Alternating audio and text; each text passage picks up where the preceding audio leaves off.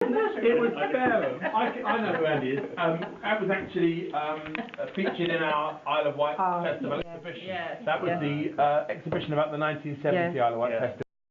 Which I think that nominated you.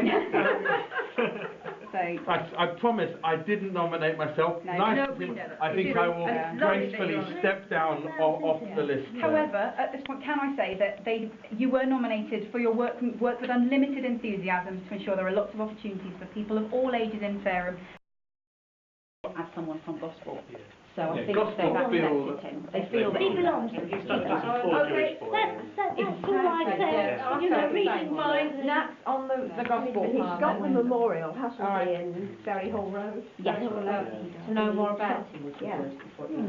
I know that I'm meant to be impartial, but I feel that since we're on that page, that we ought to discuss Norman Douglas Holbrook. Yes. Yeah. And you have every single boy in that walking past would stop there because they'd immediately see that, and I think that for that he actually. I love Percy C to bits. He's like one of my favourite characters, but I actually think you're wrong. And as it says here, not only that, but I saw a programme about it on television recently, and they didn't have any of the navigational things. They had to go by that farmhouse and that bit of river and that bridge. These were damaged airplanes. She was ferrying damaged airplanes to be fixed. So these are the ones coming back full of bullet holes, and the only way of getting it to the workshop is to fly it. I mean, let's face it, it's terrifying enough getting in a car and getting into a Gosport truck. You know, what she was doing was like that airliner with the engine blown off. It's like saying to her, could you now fly it to Birmingham so someone can fix it? Anyway, But he was a woman. When a lot of them thought, you know, only males could pilot planes. Well, also, I mean, that said though, she represents, I mean, throughout the war, so many women actually were, I mean, that was all women flying the planes around. Well, Anne is her advocate. Really lot, Right, so that is Mary Wilkins Ellis, right? And I think we've all got, we're all agreed on that. Yeah? Excellent. Right, so that's that page done. We've got. So I'm hoping that's all going to come across today, but perhaps we could go around the table and start with you, Erica. Perhaps you'd like to introduce yourselves and why you're here today. Righto. I'm Erica Munro. I am the Museum Officer for Gosport Museum Services, therefore slightly partial towards the Gosport side, and hopefully I can either shed some light onto some of the nominations or at least push for a few more of the Gosport people. I'm Heather Leal and I'm chairperson of the Gosport Local History Club, and I'm here because of that gold. I'm Tom DeWitt. I'm curator of Westbury Manor Museum in Fareham, so I'm unashamedly backing the Fareham team. Well, I'm sure that'll come across as we go round. Tom? I'm Rena Randall. I'm head teacher at Redbun Primary School, and I don't come originally from the area, so I want to listen to all of it. Slightly biased towards the Fareham team, of course, but I'm prepared to listen. Yeah, I'm John Piper. I'm the Community Development Officer in Gosport. So yeah, I work a lot with the community, and so I should hopefully be able to represent them. But you know, I'm similarly not from Gosport. I'm actually a man of Kent, and so a little bit of distance. We let you in occasionally. Yeah, that's right. Yeah. I'm Anne Baxendall. I'm also an incomer, so I moved to Fareham in 1965, but I've always been very interested in local history and that sort of thing. I'm on the local history group in Fareham with a colleague, and I'm much involved with the museum through the Friends. So I think now that we've all introduced ourselves, that the important thing is we've had a lot of nominees put through for both Gosport and Fareham, and we need to do them all justice. So I think we're going to take them one at a time, and we're going to start with A.R. Bob. Job. I'm not brave enough to do that for my job. You know, that is someone who is a hero. You know, just like the guys who go out and do the mine clearance. Again, they're being paid for it. They are going above and beyond what most normal people would do. I just want to make a suggestion here. What is evolving now is that, in fact, you have a third category. And that category is, with the people on the memorial, with the 33 Phil, is to say, here we have a category which these need to be represented. But we are looking for a hero, aren't we? We are looking for, no, we, It says Gosport and Fareham local heroes, actually. It doesn't say hero, it says Gosport. That's in which they find themselves, aren't they?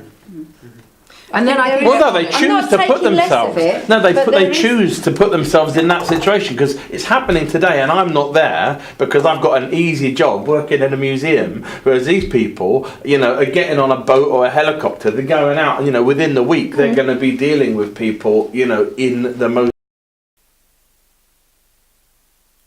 So would he have stayed as a doctor and their son taken up a different life? Well, certainly you're right in saying that he was a hero to the people of his generation, that time, yes. Was he? Because He got the MBA. Was he particularly, obviously because he lived in Gosport, when he was running at the time, it was quite motivating, was it, for the people in this area? I really don't know because I was out of here by I then. don't know. I mean, who knows? I don't know. What did he do? How far? Was he Commonwealth, Olympics? I'm not that informed. 400 metres. He wasn't Olympic, was he? How far did he go No, he on? wasn't. He wasn't. To I think he involve competed, but he himself didn't in get medals. athletics. He's not the greatest athlete. I think He's he very achieved most in the... long-lasting. Recently, I think he ran his last race. He said it was going to... Well, perhaps he He just did finished, relay. what he started a while ago. Barcelona 92 was his last Olympics, and then he did the 4x400 and got gold, but everything else was kind of silver. He got a gold. Yes. So he got gold In at a relay. Barcelona. The relay, Yeah. and I think it was something happened to the Americans. We're I'm very sorry. harsh. Team here. games don't He got a gold medal at the Barcelona Olympics, no, but I say it was only in the But it relay. was probably But unfortunately, if you're in the European, relay, you have to let the other people European, have a no, go. Tom, You that's can't- you can't. European. Yes, but I like him. There are I like him. heroes. That doesn't mean anything to me, Tom. I would say that at that time in the 1970s, that the fact that he did that, I bet it was huge news at the time. And you have to say again, how many kids have gone on to cycle to achieve this? I mean, I like this because I think he recently died.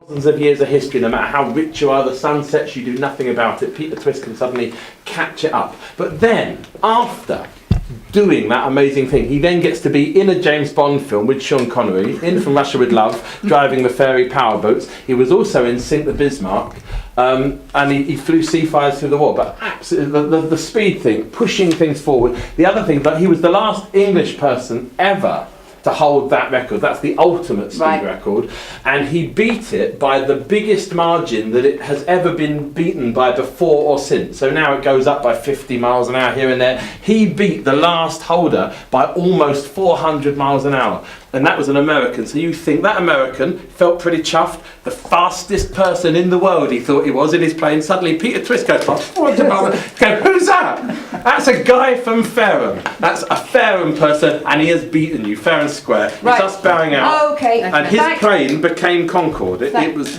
Right, Tom. Gosport.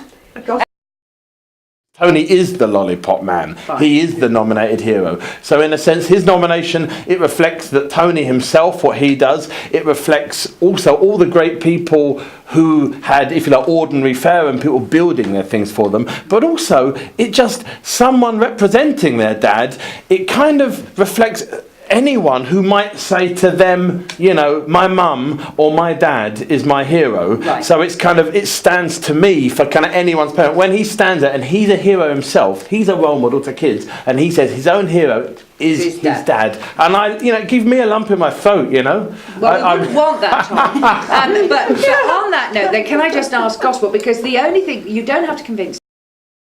I think so. Well, we need to get Price down. I left Price to you. All right, okay, and I found him and I've lost him again. I've got the second. W, William. Is he W? William. Oh, it's William. It's William Price, yes. See, that's what brought me to him, because he's obviously an educationalist.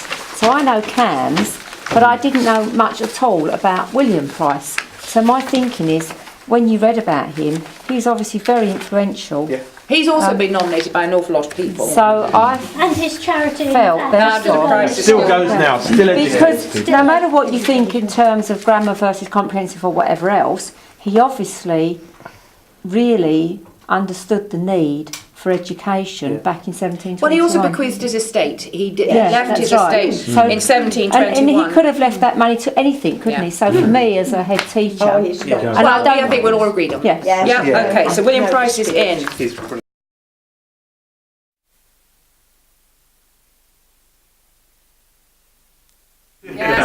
John Dean, inventor, I believe. Yeah. Gosport Yeah. haven't Yes. got quite so big. Norman Douglas Holbrook, VC. Yeah. Yes.